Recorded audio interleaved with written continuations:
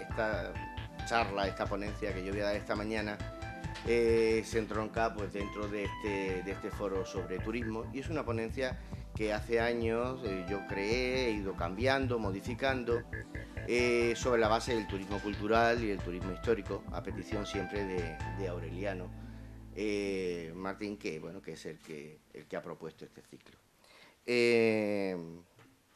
Realmente el turismo cultural está hoy muy de moda, todo el mundo hablamos de él.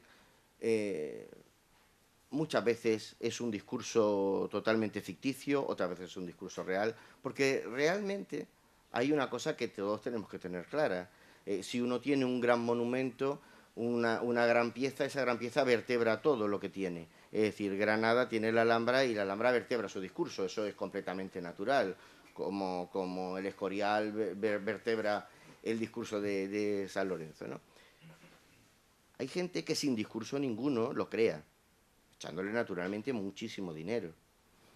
A veces tenemos esos centros de interpretación en los que no hay ni una sola pieza, no hay más que fotografías, y uno dice, bueno, ha venido uno aquí, ¿hasta aquí para qué? Si aquí no hay nada, esto lo hubiera encontrado igual en internet o en un libro.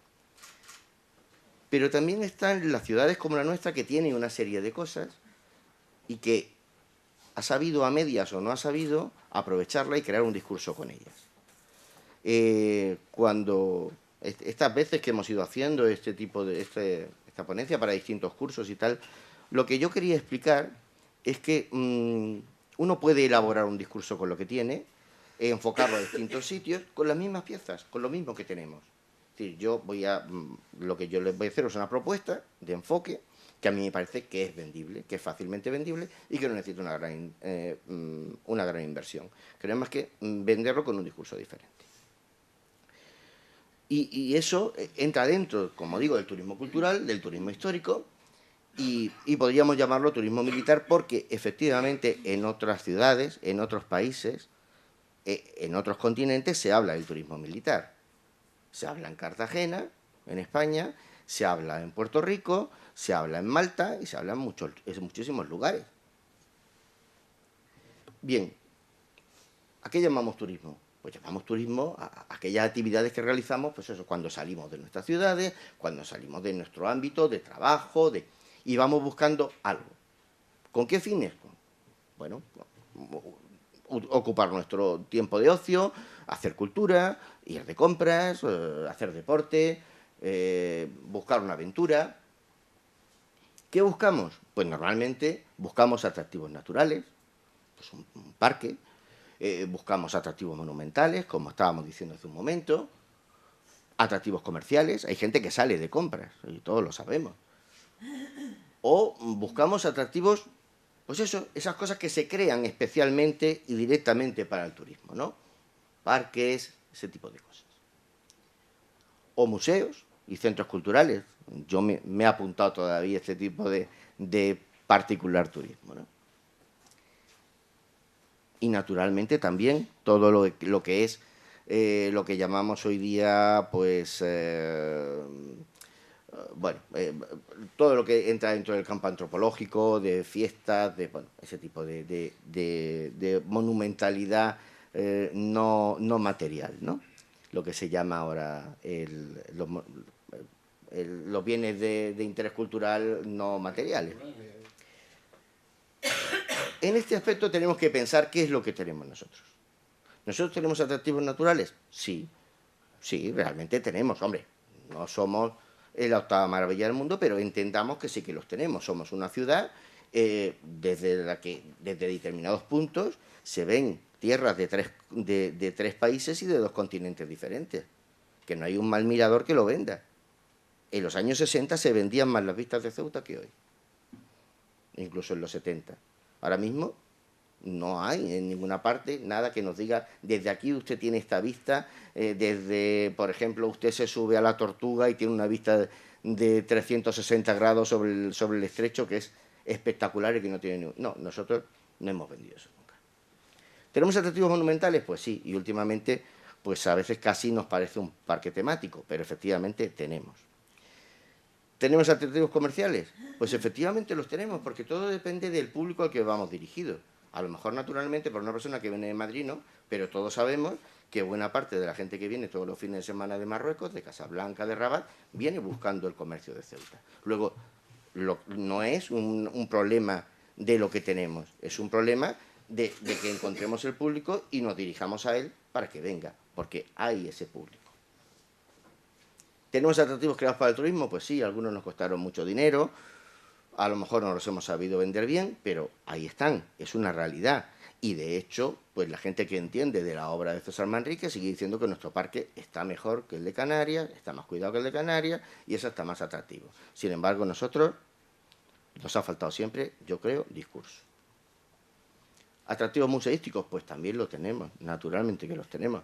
Tenemos algunos museos que realmente merecen la pena. Y sí, tenemos una Semana Santa razonable, un carnaval razonable, porque esta ciudad lo celebra absolutamente todo. Es cierto que lo tenemos. Y también tenemos otras cosas que luego veremos que están ligadas al ámbito militar, a las que nos vamos a... Lo que hay que pensar es si todo esto es suficiente. Cuando uno trata de crear un discurso, tiene que pensar eso. Bueno, todo esto tiene potencia, ¿es suficiente para que alguien se desplace a la ciudad? Pues la cuestión está en crear un discurso complementario y un discurso, pues como en otra época se ha hecho en turismo.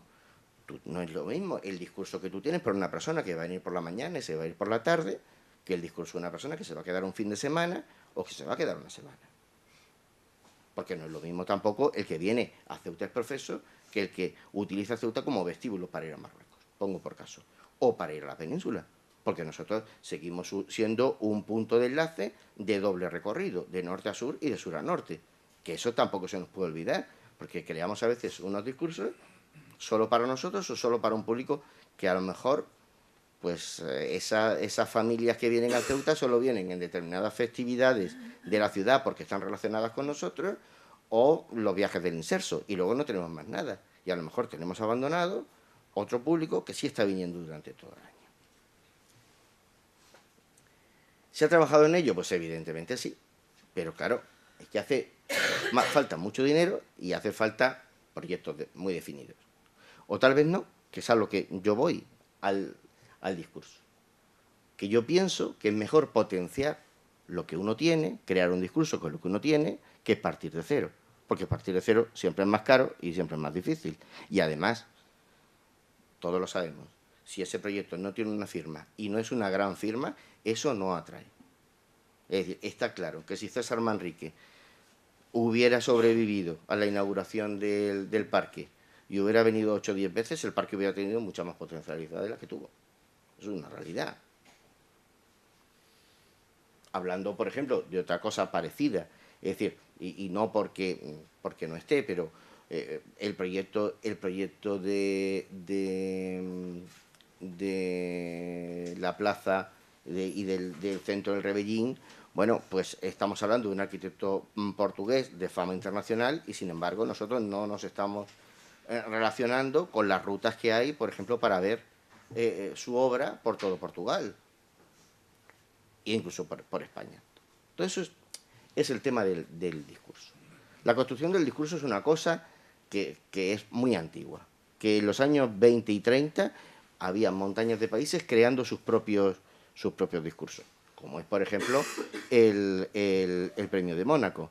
Pero recordemos que es que a mitad de los 20 es cuando se crea el Real Patronato de Turismo en España, se crea también su sección en Marruecos, y hay un diseño de una política turística en España, a mitad de los años 20. Es decir, esto, de nuevo, no tiene nada. Y en Ceuta lo ha habido. Hemos tenido muchas campañas, bueno, en ocasiones con un discurso, pues eso, globalizador, atractivo. Bien, lo que pasa es que son efímeras. A mí me da la sensación de que muchas de estas cosas, si uno no tiene un proyecto a medio y largo plazo, pues se pierden. Se pierden porque es natural, porque las cosas necesitan continuidad. Actualmente lo que está de moda, todos lo sabemos, es el turismo cultural. El turismo cultural es muy difícil, no es fácil. Nosotros, como tenemos aquí Málaga y estamos viendo todo lo que Málaga ha creado, nos parece que es muy sencillo. Recordemos que el Chillida Leku partió con muchísima más fuerza, con muchísimo más apoyo nacional e internacional, y se hundió. Y se hundió, porque no estaba en el sitio adecuado, porque era complicado ir y venir, porque, bueno, por muchísimas razones. Es decir, el proyecto cultural es complejo, pero el turismo cultural es lo que ahora mismo está moviendo a la gente. A Málaga la ha transformado de medio a medio. Es decir, hoy en día, con 50 veces más plazas hoteleras, a veces no hay forma de conseguir hotel en Málaga. Y eso es una prueba, es decir, hay un montón de museos y todos ellos están llenos. O sea, funciona. Claro, para crear un discurso uno tiene que estudiarlo, tiene que elegir un periodo o una temática, algo. Entonces, ya digo que esto no es esto es que dentro de esos proyectos que Aureliano ha ido haciendo en los últimos años, pues él fue repartiendo posibilidades de discursos que se podrían vender a Ceuta. Y yo establecí que es uno que, bueno, que me parece razonable dentro de una ciudad de frontera. Turismo militar, Portugal lo lleva vendiendo muchos años. Esto es uno de sus carteles, la campaña del 2007-2008. No es ni nueva, pero sigue en vigor y sigue funcionando. Y no es un país que uno relacione con el elemento militar, en absoluto. Cuando hablamos de turismo militar, lo que primero que pensamos es en esto, en los cementerios de la Segunda Guerra Mundial, que también podríamos nosotros, los tenemos. Tenemos un cementerio, hombre, no es el de Melilla, que es inmenso, pero efectivamente tenemos monumentos militares antiguos y nuevos que, bueno, tienen su lectura. Lo que realmente nosotros podemos vender es que somos una plaza militar fortificada. Eso es lo primero, es la base de todo. Y es algo que es indiscutible porque está ahí. Porque no tenemos que recrear nada, no tenemos que hacer que recrear una muralla, No, nosotros seguimos siendo una ciudad amurallada y la ciudad del siglo XVI, XV, sigue siendo reconocible en la de hoy. Y eso ya es algo. Naturalmente no somos únicos. A mí eso sí que me fastidia. Efectivamente tenemos un foso navegable espectacular, pero hay otros fosos navegables en Marruecos, hay fortificaciones tan importantes o mejores que las nuestras, en Malta, en Portugal, pero nosotros tenemos unas grandes fortificaciones, espléndidas y bastante bien conservadas, porque en los últimos años se ha hecho un esfuerzo por parte del Ministerio, por parte de la Ciudad Autónoma, por parte del propio Ejército, que es vendible fácilmente porque está ahí, no hay. Además, el no ser únicos es bueno. Es bueno porque permite compartir experiencias, porque permite meterse uno en una ruta. Si hay una ruta de fortificaciones del campo de Gibraltar, como hay ahora mismo mucho interés por el tema de las fortificaciones de la Segunda Guerra Mundial y de la Primera Guerra Mundial, que nosotros también tenemos, podemos estar entroncados ahí. Si hay una ruta de fortificaciones del norte de África o una ruta mediterránea, nosotros podemos estar ahí, perfectamente. Es decir, que es bueno, que no hay que estar obsesionados por tener algo que no tenga nadie, aunque nosotros efectivamente seguimos teniendo un foso navegable fantástico, que funciona, que sigue siendo necesario 500 años después. Y eso es indiscutible. Hay muchas ciudades, muchos países que explotan esta lectura. El caso de la línea entre Alsacia-Lorena, que explotan el turismo militar en los escenarios de las dos guerras mundiales. Lo podemos encontrar en Internet. Es un discurso perfectamente hecho. Y en Estados Unidos, por ejemplo, hay museos militares que son de los principales, de los más apreciados. Y no solo en Estados Unidos, en Francia, en Ucrania, en Malta, en Gran Bretaña, pero también en España. Porque uno entiende el discurso de Cartagena sin el discurso militar, o el de San Fernando, o el de León, o el de Toledo, ¿no? Y más cercano, en nuestras propias rutas, Melilla, Gibraltar, Arcila, Essaouira, ¿qué venden? Turismo y fortificaciones. Claro, porque es lo que tienen, porque son plazas fortificadas, como hemos sido nosotros. Claro, si uno establece un discurso tiene que pensar si tiene o si no tiene destinatarios. El destinatario es importantísimo siempre. Ya digo que no es lo mismo el Corte Inglés mirando hacia Algeciras, que ya tiene uno, que mirando hacia Tetuán, que no lo tiene. Es que, claro, es que es diferente, uno tiene que pensarlo. Entonces, bueno, yo pienso que hay muchos aficionados a la historia de las fortificaciones, también pienso que hay muchísimos militares en activo, retirados, y gente aficionados a los temas militares que se mueven, que además es gente que tiene un nivel económico medio alto y que funciona. Lo vemos aquí, lo vemos cada vez que hay una festividad especial de la Legión o de regulares, como la gente viene, y no pocos, y es gente que viene a los hoteles de la ciudad, que come en los restaurantes importantes, que deja dinero. También, naturalmente, los interesados en las relaciones intercontinentales e hispano-marroquíes, porque no nos olvidemos de dónde estamos y que somos un punto de contacto entre países diferentes y entre continentes diferentes. Y, naturalmente, los cultivadores del turismo de aventura, que efectivamente es algo que en los últimos años se ha dado cada vez más.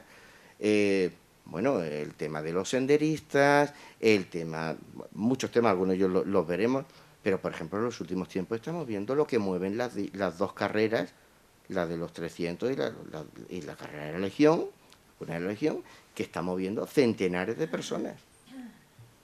Es decir, que todo esto mueve, y al fin y al cabo, ¿quién está capitalizándolo? ¿Con qué nombre se está capitalizando? Con la Legión, curiosamente. Es decir, entra dentro de esta lectura. Que no hay que tocar nada, es simplemente que si uno hace un folleto o hace una guía sobre lo que ofrece a este público, que eso esté incluido. ¿Qué niveles tiene este público? Pues efectivamente está centrado principalmente en las clases medias y las clases altas, con poderes adquisitivos importantes, y que también es cierto que gente que exige un nivel de producto. Pero bueno, eso en lo turístico, en lo comercial, en lo cultural, nosotros tenemos que darnos cuenta que donde estamos, que con lo que cuesta llegar a Ceuta, porque estamos donde estamos y cuesta lo que cuesta un barco, un helicóptero o venir en coche desde Rabat, uno tiene que tener un producto competitivo en calidad y en precio. Y eso es una realidad, porque nosotros ya partimos con esa desventaja. Siempre la gente de la provincia de Cádiz o Málaga siempre ha dicho que cuando llegan a Algeciras se lo piensan. ¿Qué hacemos? ¿Cruzamos el estrecho y vamos a Ceuta o nos metemos en Gibraltar? ¿Qué nos está pasando ahora mismo con la aduana, con la frontera de Ceuta? Pues que efectivamente esa cola hace que mucho público llegue y se dé la vuelta. Bueno, eso mismo ha pasado con Gibraltar durante años, no es nuevo. Esa política de fronteras que a veces emplea Marruecos, también a veces la emplea España, hacia allá, hacia acá, aquí o en otro sitio. Es decir, todo eso son realidades que uno no puede ocultar cuando establece un discurso. También es cierto que el no ser únicos, el poderse entroncar en rutas y tal, le permite a uno cosas que en solitario a veces no podemos conseguir. Todos saben que cada X años la ciudad autónoma de Ceuta vuelve al discurso de intentar que conviertan nuestras fortificaciones en patrimonio de la humanidad. Como saben, todo eso depende del apoyo o no apoyo de otros países. Nosotros seguimos teniendo el problema de que oficialmente Marruecos suele oponerse a este tipo de cosas. Bueno, pues hay muchas ciudades que han tenido otros problemas similares y sin embargo lo han resuelto estando dentro de una ruta. Por ejemplo, pues bueno, no había forma de declarar cada una de las fortificaciones Vauban que había en Francia, pero se hizo una ruta y quedaron todas incluidas. O lo mismo ha pasado con Ibiza, pero por ejemplo no lo ha conseguido en los últimos años ni Badajoz ni Ceuta. Pero el tema de las rutas de fortificaciones funciona. Y no nos engañemos que ya Melilla ha conseguido cosas que nos han negado durante años y sin embargo lo hemos conseguido en un proyecto global. Por ejemplo, Antonio Bravo Nieto, que es doctor en Historia, actualmente el director de la UNED de Melilla, en los últimos años ha capitalizado proyectos sobre el tema de la arquitectura. Y no había forma de declarar a Melilla en el ámbito arquitectónico, de conseguir subvenciones, de conseguir proyectos para Melilla, ni para Ceuta, por eso porque Marruecos se oponía. Sin embargo, Antonio creó un discurso que era el de arquitectura y ciudades hispánicas, de los siglos XIX y XX. Ahí entraron ciudades de Francia, de Italia, de Argelia, de Marruecos, y conseguimos que el proyecto nos lo dieran. Y en ese libro está Ceuta y está Melilla. Es decir, que a veces lo que uno no consigue solo y lanzándose en directo y contra la portería, pues a veces para algo están los laterales, para llegar a la portería por otros cauces. Entonces, todo eso hay que pensarlo. ¿Se ha conseguido mucho? Sí, se ha conseguido mucho en el tema del reconocimiento de las fortificaciones de Ceuta. Naturalmente, desde el año 49 la Declaración General pues afectaba a Ceuta e incluía a Ceuta. Pero a partir de la ley del 86 nuestras fortificaciones estaban mucho más protegidas y, bueno, luego después con el tema de la catalogación de los BIC, que fue un gran esfuerzo de la Consejería, bueno, pues hoy en día el conjunto monumental, por ejemplo, está declarado y prácticamente todas nuestras fortificaciones están declaradas y en catálogo, pero a nivel nacional. Volvamos atrás, porque cuando decimos que tenemos fortificaciones de todas las épocas, ¿es verdad o no es verdad? Pues sí que es verdad, porque es cierto que algunas a lo mejor no se ven, porque la muralla que defendía las factorías de Salazón, que se descubrió en el Paseo de las Palmeras, pues no se ha podido dejar vista. Pero, sin embargo, el descubrimiento en los últimos años de la muralla califal ha sido un cambio notabilísimo. Es un atractivo que la gente hace cola para entrar, hace cola para reservar, llaman desde distintas ciudades, es decir, bueno, Fernando Villada, que está aquí, lleva años defendiendo esto, y con esfuerzo, pero hay que reconocer que se han recibido espaldarazos muy importantes, que cuando en Medina Sidonia, en Medina Zahara o en Córdoba se defiende como el gran hallazgo califal de los últimos 100 años, ¿no? Cuando se incluye en guías, en museos, como una pieza de referencia, bueno, nosotros tendríamos que estarla vendiendo mejor, simplemente. Pero bueno, con las limitaciones que tenemos, también es cierto que es que somos una ciudad pequeña y tenemos los medios que tenemos. Pero es un enorme atractivo. Tenemos murallas meriníes del siglo XIII que están ahí y que los lienzos que se conservan tienen suficiente calidad. Tenemos otros restos de fortificaciones islámicas repartidas por la ciudad que permiten hacer rutas simplemente andando por el centro de la ciudad. No hace falta más, ¿no? Los restos, por ejemplo, que están delante del Museo de la Basílica o la recuperación de la Puerta de Santa María y de la Torre en los bajos del Paseo de las Palmeras. Hay ciudades que les ha quedado una puerta de una murallita de nada y tienen hecho alrededor como si fuera, es decir, nosotros hemos ido a Ciudad Real buscando las murallas y bueno, la cosa tiene tela, porque es que no queda nada. Vamos a ver, que nosotros cuando hablamos de algunos de los restos que tenemos en la ciudad, no es un resto que te tiene que explicar con una fotografía el arqueólogo dónde están. Es que son cosas que tienen volumen.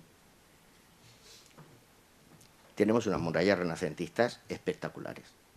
Una escarpa y otra contraescarpa del foso y un foso navegable que sigue funcionando, que yo voy a poner un ejemplo, me gusta mucho ponerlo porque uno de los grandes expertos en castellología de este país, el único catedrático de castellología de este país, la primera vez que vio una fortificación desde el mar lo vio en Ceuta y se quedó alucinado. Es decir, lo montamos en el del Narigao, que para nosotros a veces hasta nos reímos, lo metimos en el foso y este hombre disfrutó como no había disfrutado en su vida. Y Luis Mora Figueroa está harto de fortificaciones por todo el mundo. Pero jamás había visto, ni siquiera se podía imaginar. Terminó diciendo que entendía cosas de la fortificación de Cádiz que no había entendido nunca, simplemente por estar a nivel del mar y ver la fortificación en su altura. Pero claro, esto no es una excavación, esto no es un murito de 1 metro, esto está ahí. Y esto sigue funcionando y sigue siendo necesario para pasar de una orilla a la otra. Y esto claro que es vendible. Y esto no hay quien lo construya. Esto sí que es un producto que no le construye a un alcalde con dinero en ningún sitio como atractivo, porque eso está aquí.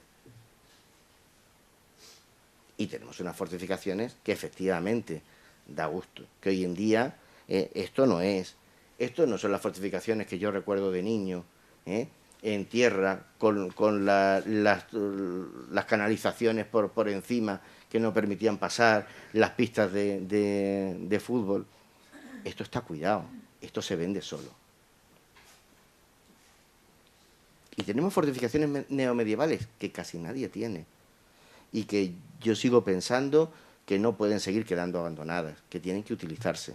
Y que si una asociación quiere poner su sede en una de ellas, vamos a ver, las cosas se restauran no para esperar a que se vuelvan a caer y se vuelvan a restaurar, se restauran para que alguien las utilice.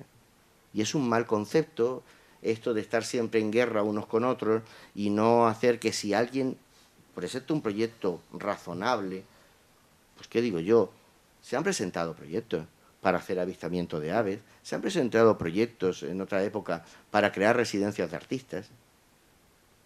Bien, algunas de estas cosas, es decir, hay un montón de fortificaciones que se restauran y se vuelven a caer, como la Sirena, que no es una fortificación, pero ha ocurrido, ¿no? Y si, por ejemplo, el del Narigao deja de ser museo y ese museo se traslada, ¿qué va a pasar con una fortificación como esta? No podemos dejar que las fortificaciones se nos caigan, porque además es que es un atractivo. Y tenemos fortificaciones del siglo XX, que algunas de ellas son espectaculares. La batería de Valdeaguas, con sus 2 pisos y demás, que se ha limpiado varias veces, que vuelve otra vez a quedarse una y otra vez. Todo esto hay que darle, hay que valorarlo y hay que hacer algo con ello. Las últimas fortificaciones. Esta fortificación tendría que ser el Gran Mirador de Ceuta. Porque la vista que hay desde aquí no la hay desde ningún sitio. Y aquí no tienen un problema de entrar en el hacho y pedir un permiso. Esto simplemente lo que hay que hacer es hacer algo con ello, que sirva, que funcione. Y hay fortificaciones que efectivamente hay que ver dentro del hacho y tal, pero por ejemplo, esta es una de las fortificaciones, de las últimas fortificaciones que se han diseñado con unas cúpulas que se abren y tal, que ahora ya no está en uso, se puede visitar, cuando uno visita el hacho, le permiten hacerlo. Es decir, que tenemos todo un abanico que hay que explicar, porque uno no puede llegar a una iglesia y no tener una explicación de lo que hay en ella, y en un museo y no tener... Lo que hay que hacer es crear un discurso, pero es que las piezas, desde mi punto de vista, están. La potencialidad de las fortificaciones, desde mi punto de vista, es inmensa. Claro, ¿qué voy a decir yo? ¿Qué va a decir Fernando Villada? Que cada 2 por 3 nos hacemos un viaje por los sitios más raros del mundo buscando fortificaciones. Nosotros creemos en eso. Y nos encontramos con gente que va buscando lo mismo que nosotros. Por eso lo defendemos, ¿no? Ya digo, aquí hay fortificaciones de todos los tiempos. Que unas se pueden visitar libremente, no necesitan nada. Otras efectivamente necesitan guía. Algunas están en uso. Pero eso también es bueno. Porque también se ve que no es algo ficticio, sino que se funciona. Bueno, todo esto, pues hay formas de hacerlo. En casi todos los sitios funcionan las asociaciones de veteranos, de estudios de fortificaciones, la Asociación de Amigos de los Castillos, por ejemplo. Y hace falta explicar las fortificaciones con maquetas, con planos, todo eso. Melilla potencia sobre todo el tema de la evolución de las campañas norteafricanas. Bien, es otra fórmula. También es cierto que ellos, la potencia que tiene las campañas de Marruecos en la zona de Melilla, no la tiene la de Ceuta. Pero bueno, nuestro discurso no tiene... yo quizá, a mí personalmente me gusta más el discurso no belicista, me gusta más el discurso de la fortificación. Pero bueno, son lecturas. Como digo, en un discurso todo puede entrar. Todo esto se hace en muchos sitios. A nosotros nos sorprendió hace unos años en Malta cómo las fortificaciones se restauraban con muchísimos menos medios, simplemente, sobre todo, lo que estaban era limpias y en uso por asociaciones de veteranos que las tenían cedidas, que bueno, que sobre todo los sábados y domingos, pues tú tenías una serie de antiguos militares que abrían la fortificación, que se la explicaban a la gente, que cobraban su entrada, pero aquello no estaba abandonado. Y eso es lo primero y principal. Es decir, cuando hay tantísimas asociaciones que no tienen local y que uno tenga fortificaciones que estén muriéndose de risa y que se vengan abajo porque nadie las usa, pues eso es un poco absurdo. Para mí, la visita desde el mar de las fortificaciones es una de las cosas más atractivas que en los últimos años se han hecho. Y yo la defiendo enormemente, tanto en el foso como circunvalando. Es cierto que, claro, los días que se puede circunvalar el Hacho son pocos, pero cuando se hace, incluso la gente que ha estudiado fortificaciones toda la vida, ya digo que se sorprende y que descubre cosas nuevas. Tenemos un territorio, el nuestro, y ubicado donde está, y con el contexto que tiene. Y eso juega a nuestro favor. Naturalmente que hay muchas cosas que, aunque no parezcan que están relacionadas, se pueden relacionar. El caso del arte y la región. Es decir, todos sabemos que en los últimos años se ha hecho una apuesta importante por traer la colección de la familia Bertucci a Ceuta.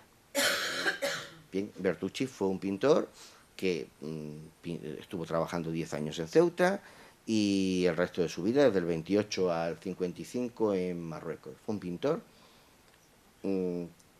que combinó su pintura sobre Marruecos con la pintura oficial. Una pintura oficial que también tiene un discurso militar, porque hay montañas de cuadros que cuentan, bueno, pues que la actividad del protectorado, tanto en su carácter jalifiano como en su carácter militar. Pero tiene una lectura para ser incluido. Hay una cosa que es importante, y sobre todo en un momento en el que muchos de ellos están en malas condiciones, y es el tema de los acuartelamientos. Claro, la vida militar para mucha gente es atractiva, y verla en realidad más aún. Nosotros tenemos ahora mismo, por ejemplo, dos ejemplos de dos acuartelamientos espléndidos, un acuartelamiento del siglo XIX, siguiendo un modelo del XVIII, que se ha convertido en la sede de la universidad, en el campus. Aquí tenemos un magnífico uso y podemos ver cómo era un cuartel del siglo XVIII, del siglo XIX, perfectamente, que conserva su pavimento original que tiene historia, que se pueden tirar media hora contando historias, porque entiendan que esto se ha hecho guijarro a guijarro y en principio por los presos. Es decir, esto tiene, porque crear un discurso es buscarlo, como todo, pero nosotros tenemos un acuartelamiento espectacular y en uso civil, pero también tenemos un acuartelamiento regionalista espectacular, como es Regulares, en el cual hay vida, sigue Regulares ahí. También es cierto que ahí está el Archivo Intermedio Militar, ¿no?, que tiene unos jardines con unas piezas cerámicas sevillanas espléndidas con diseño de Mariano Bertucci. Todo esto es discurso. Y claro, que nos quedan otras cosas. Bueno, el que vuelva a funcionar el acuartelamiento de García Aldave, ¿no? O el uso que se está dando a lo que fue la Comandancia de Obras, un edificio del siglo XVIII, ¿no?, con piezas muy interesantes. Por ejemplo, no sé si lo saben, pero la gran historia del cuerpo de ingenieros española, en 2 tomos, las ilustraciones que utiliza para vertebrar toda la obra no son otras que los azulejos que tiene este edificio de principios de siglo de todos los talleres de ingenieros.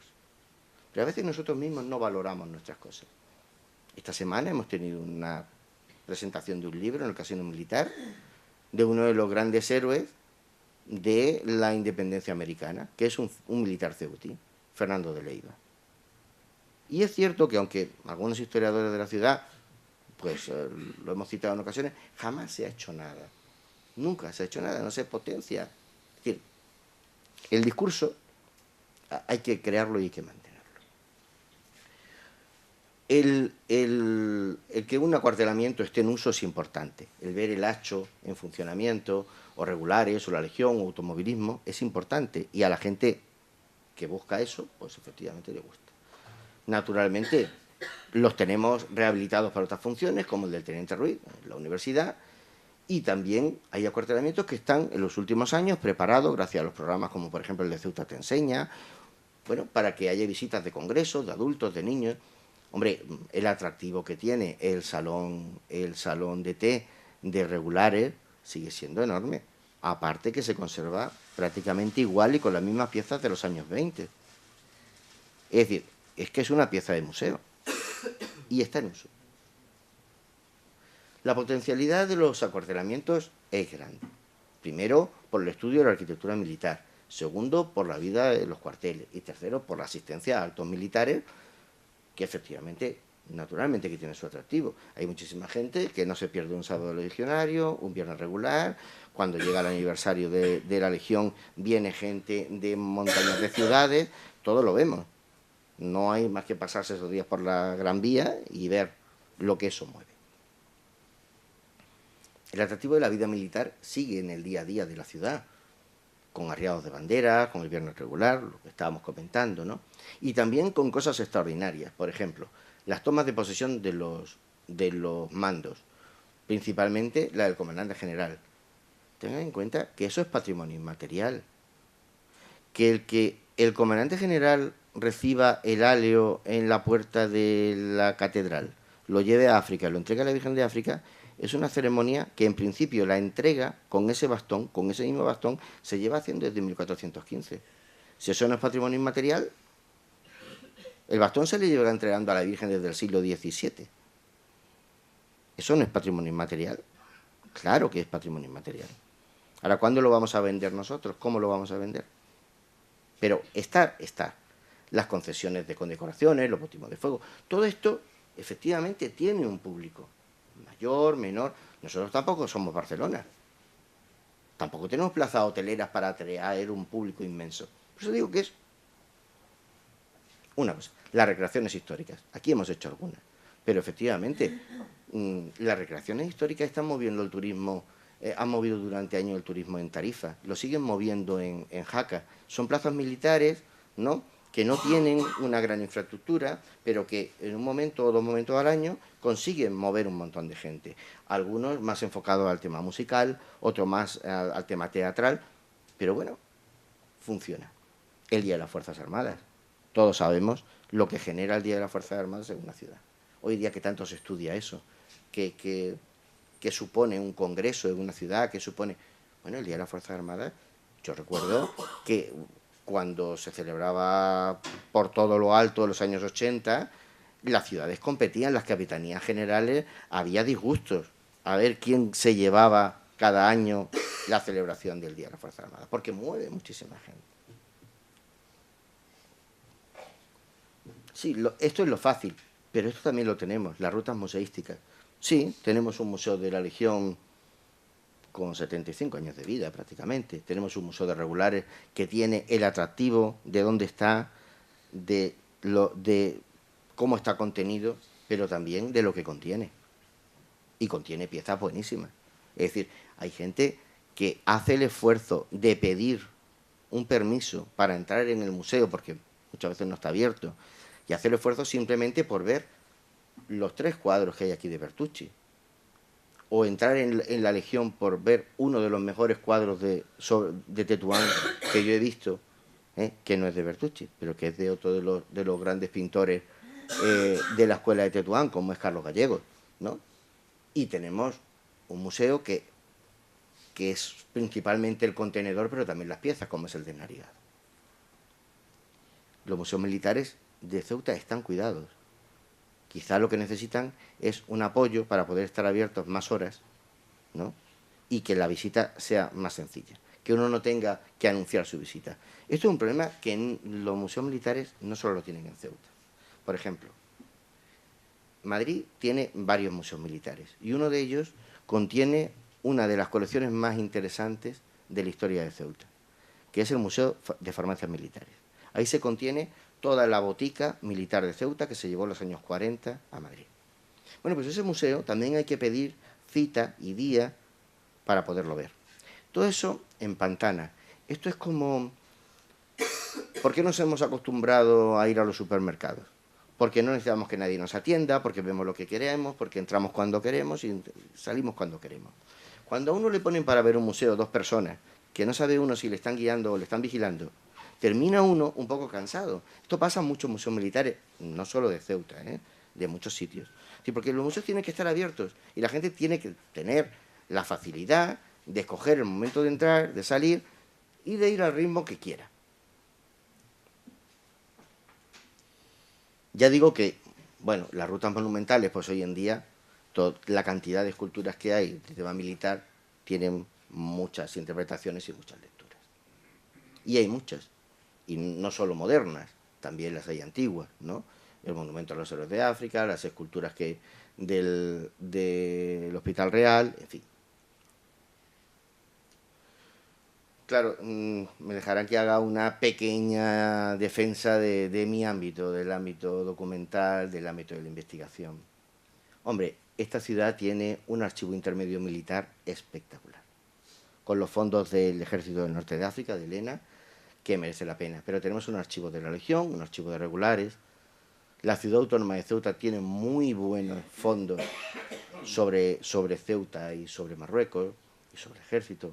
La Biblioteca Pública de Ceuta tiene la sección Ceuta y Norte de África, que no me canso de decirlo, que vienen investigadores de montañas de universidades todas las semanas, gente que tiene que organizar sus clases para poder venir, porque lo que hay aquí no lo hay en otro sitio, ¿no? Lo mismo le pasa a la Biblioteca Militar y a los fondos de los museos. Todo esto hay que venderlo y tiene que estar abierto. Y uno, es decir, los archivos civiles, los archivos, bueno, están abiertos. Los de la Iglesia menos, pero bueno, porque tampoco hay tanta demanda. Pero los archivos militares tienen muchísima potencia. Y hay que buscar sistemas de colaboración para que estén más abiertos aún, para que tengan mejores sistemas de reproducción, para que el investigador se sienta más cómodo y venga más a utilizarlos. Y luego hay, finalmente, cosas que en los últimos tiempos en todas estas ciudades se están potenciando y funcionan. El tema del turismo de aventura es, ahora mismo, vamos, no se puede discutir. El tema del senderismo, por ejemplo, como se hace en la ciudad, es grande. El tema de las escaladas de fortificaciones, tuvo algún intento, luego no ha seguido, pero podría seguirse haciendo.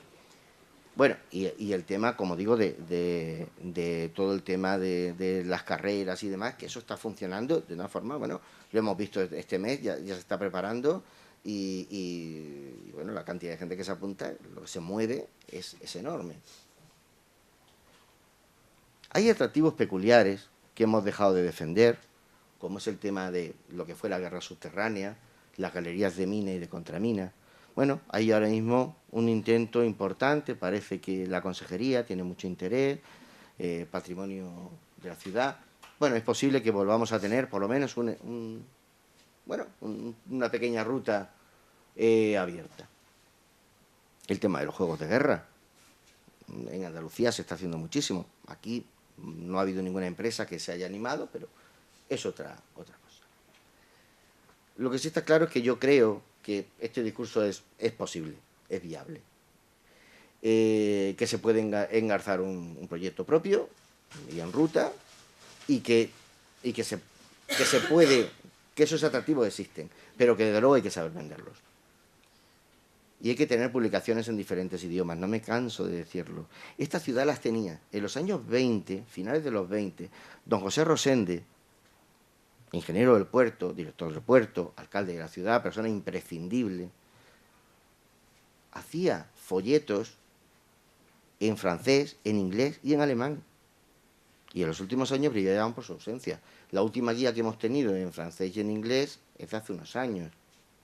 Bueno, este año hemos hecho algo que, bueno, de lo que yo me siento contento, porque realmente esto es una mini historia de Ceuta, un prontuario de historia de Ceuta, que hicimos en el año 2005 para el Día del Ciudadano, lleva más de 30.000 ejemplares, y este año hemos hecho ediciones en francés, en portugués y en inglés.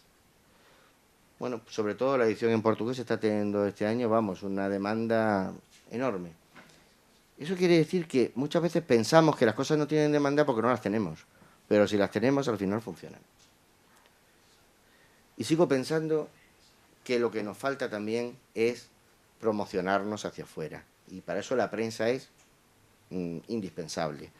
Yo sigo quejándome, por ejemplo, ahora mismo, de que hemos hecho un gran esfuerzo con el tema de Bertucci, el museo y demás, pero seguimos sin salir en ninguna revista especializada de arte, seguimos sin haber salido casi un año después en ninguno de los suplementos importantes de la prensa nacional, del País, de ABC. Eso cuesta dinero, ya lo sabemos. Pero es que ese dinero, es decir, si uno no invierte, no recoge resultados. Y esto es una cuestión que hay que plantearse, es decir, hay que invertir en publicidad. Y eso es necesario, porque uno puede tener un tesoro en su casa, pero de su casa no sale. Y sobre todo lo que hay que tener es ilusión. Las cosas sin ilusión no van para adelante. Dependemos de nosotros mismos, tenemos un atractivo potencial, pero también real, y podemos unirnos a otras ciudades para jugar con eso, ¿no? Pero hay que tener un proyecto. Y eso no es vender humo, simplemente pues tener un proyecto. Y nada más, esa es la propuesta, que dentro de otras muchas propuestas y tal, como un ejercicio que nos planteamos, a petición de Aureliano, unas cuantas personas, pues bueno, planteamos una serie de relecturas de lo que tenemos para hacer un proyecto turístico. Y a mí me tocó esta, que yo jamás hubiera pensado que iba a hablar de turismo militar, pero bueno, lo llevo haciendo unos pocos de años por culpa de ella. Así que muchas gracias.